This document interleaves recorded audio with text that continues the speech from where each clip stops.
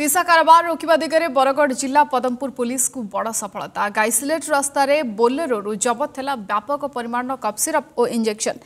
Notebook भितर बेआईन भाव cough syrup चालान करथिले अभियुक्त। 16 पेटी कफ सिरप सहित गोटे पेटी इंजेक्शन जबत करिछि पुलिस। ए घटना 3 जन को गिरफ्त करा जायछि। अभियुक्तों ठारू नगद 30,170 टंका, 3टी मोबाइल, गोटे एटीएम, आधार कार्ड आदि जबत होछि।